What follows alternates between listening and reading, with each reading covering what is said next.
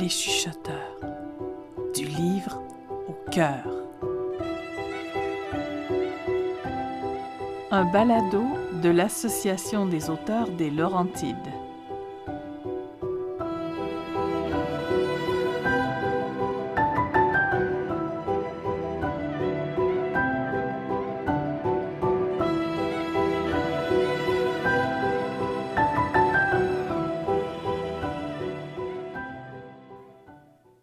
Le principe de Gabriel par Linda Beauvais, avec les voix de Linda Beauvais et Cynthia Lissa-Dubé. Prologue. Quelque part, à la fin du 19e siècle. Elle trébuche en marchant sur le trottoir. Elle a beaucoup de problèmes à garder son équilibre. Elle s'efforce de marcher droit, mais ses chaussures la font tellement souffrir. Elle veut rentrer chez elle. Elle devrait être au lit. Sa tête bourdonne.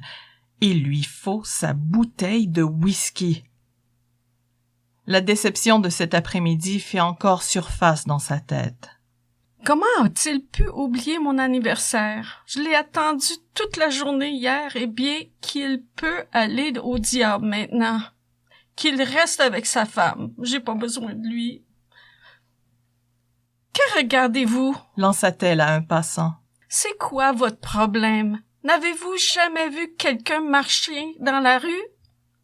Elle veut seulement se rendre à sa chambre et enlever ses souliers. Elle a failli tomber. Elle croit que c'est sa robe qui est trop longue. Que voulez-vous, madame? Oui, vous. Que voulez-vous? Mêlez-vous de vos affaires. Elle se demande pourquoi tout le monde la regarde. Si je pouvais seulement avoir mon whisky. Oh, Seigneur, ma tête va éclater.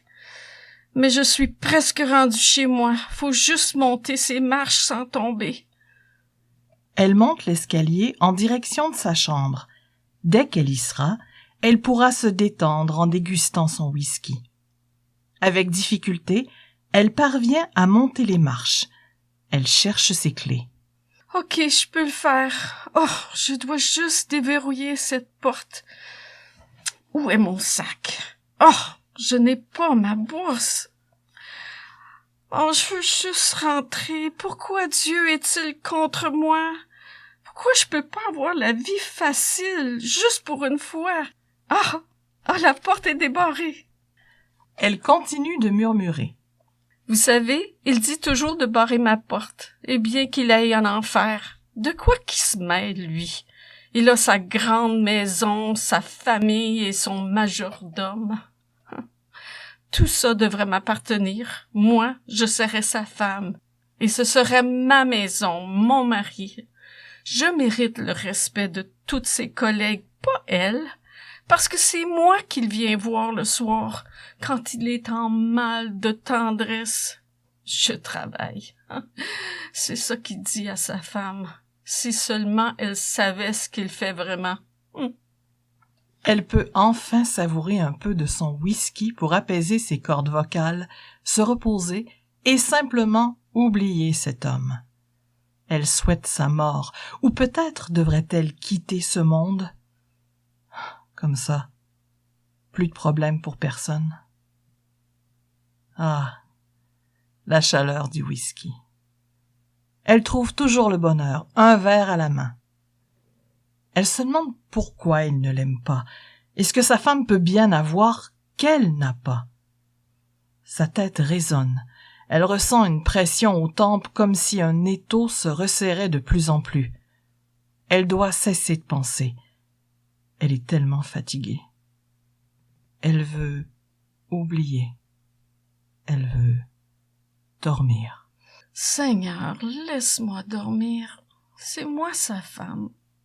Je lui ai dit aujourd'hui, mais il ne veut pas de moi. Il dit que je devrais juste l'oublier.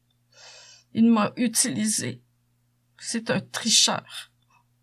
Comme bien d'autres. Voilà tout ce qui est. D'une faible et douce voix, elle chante.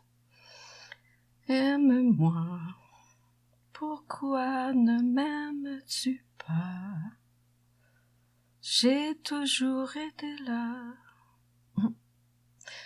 Tu ne te soucies pas de moi. Elle chante pour lui, mais il ne l'entend pas. Il vient la voir seulement quand ça lui convient. Sa gorge est sèche. Elle a besoin de son whisky et de quelque chose pour l'aider à trouver le sommeil. Elle prend la fiole de remède, toujours si efficace quand elle a mal à la tête.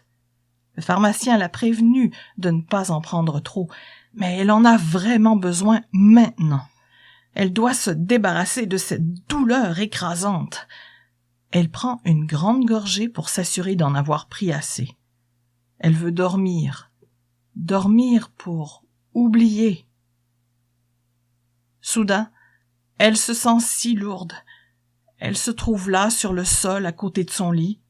Juste elle et sa bouteille de whisky. Ils font un très bon couple. Le whisky est bon pour elle. Et sa voix. Chanter.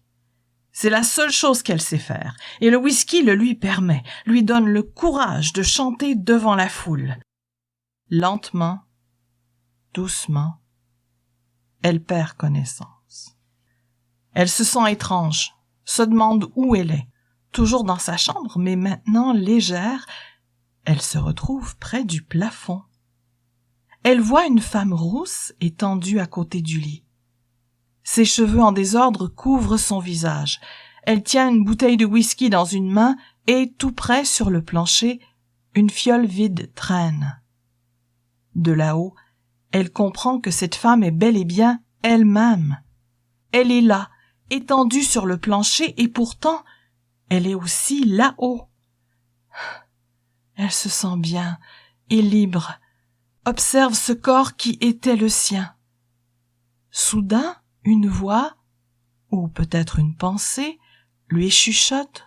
« Vous pouvez y retourner si c'est votre choix. » Elle hésite. Mais non, elle ne veut pas réintégrer ce corps. Elle n'en veut plus de cette vie d'ailleurs, même si elle se sent triste pour cette femme sur le sol. Elle pense que c'est dommage qu'elle n'ait jamais vraiment voulu donner son cœur. Le statut social a toujours été l'élément le plus important pour elle. Non, elle en a eu assez de cette existence. En scrutant la pièce, elle voit la porte s'ouvrir. C'est Lefty. Il aperçoit le corps sur le sol. Il crie. Il est triste. « Pourquoi pleure-t-il? Je suis ici. Je suis bien. » Elle lui parle, mais il ne l'entend pas. Il soulève son corps et le dépose sur le lit. Repoussant sa chevelure bouclée de chaque côté de son visage, il dépose un doux baiser sur sa joue. « Il est drôle, lui, » pense-t-elle. Pendant des années, elle a travaillé avec lui, mais n'a jamais su qu'il se souciait d'elle. Lefty ramasse la bouteille de whisky et la lance contre le mur, l'air en colère. Il saisit la fiole et la glisse dans sa poche. Puis, il quitte la pièce et d'en haut, elle le suit. Elle le voit marcher très vite dans la rue, mais n'a aucun problème à le suivre. Il entre dans le saloon et monte l'escalier. Il pénètre alors dans une chambre. Elle ignorait qu'il vivait là. Il ouvre un placard, en sort une boîte et récupère une arme à feu. Son expression est grave. Elle s'étonne de constater qu'elle sait exactement ce qu'il pense. Il veut tuer l'homme qui lui faisait du mal. Il veut tuer son amant. Elle peut entendre ses pensées. Il est à nouveau à l'extérieur. À présent, le soleil est couché et il marche d'un bon pas. La rue est déserte. Sa colère est évidente. Elle sait où il s'en va, car elle a passé de nombreuses fois devant la maison de son amant, toujours en espérant le voir. Souvent, il était avec sa femme. La haine de Lefty pour cet homme consume toutes ses pensées. Elle observe la scène, mais d'une façon étrangement détachée, comme si elle assistait à une pièce de théâtre. Elle n'a plus mal, ne ressent plus la douleur. Elle assiste au déroulement de cette histoire avec sympathie, mais sans émotion personnelle. Lefty est devant la maison de l'amant et lui crie « Sortez, Kincaid, je vais vous tuer! Elle est morte! Elle ne pouvait plus endurer sa peine, mais comme toujours, je l'ai protégée. Ainsi, elle n'aura plus mal. Et maintenant, je vais vous tuer, salauds. Sortez de votre maison, venez vous battre comme un homme. » À ce moment, elle n'est plus à l'extérieur avec Lefty, mais à l'intérieur de la maison, juste au-dessus de son amant et de son majordome. Elle les voit regarder par la fenêtre et sait bien qu'il n'a aucune intention de sortir. Rapidement, elle se retrouve au sommet d'un peuplier. Le soleil brille et le vent fait frémir les feuilles autour d'elle. C'est une belle journée ensoleillée. Elle remarque une foule se recueillir près du centre-ville. Une estrade est érigée pour une pendaison. Lefty se tient debout au milieu de la plateforme, une corde autour du cou. Il n'a pas peur. Il a fait son choix. Il a accepté de prendre sur lui le blâme pour la mort de Kitty, car il voulait à tout prix cacher au monde le fait qu'elle avait mis fin à sa propre vie. Il ne pouvait pas permettre à ses admirateurs de penser qu'elle s'était suicidée. Elle se sent triste pour lui. C'est dommage. Quel gâchis! Mais elle sait pourquoi il a agi ainsi. C'est qu'il l'a toujours aimée pendant de nombreuses vies. Et maintenant, elle est là. Elle l'attend afin qu'ils puissent rentrer chez eux, dans l'au-delà, ensemble, encore une fois.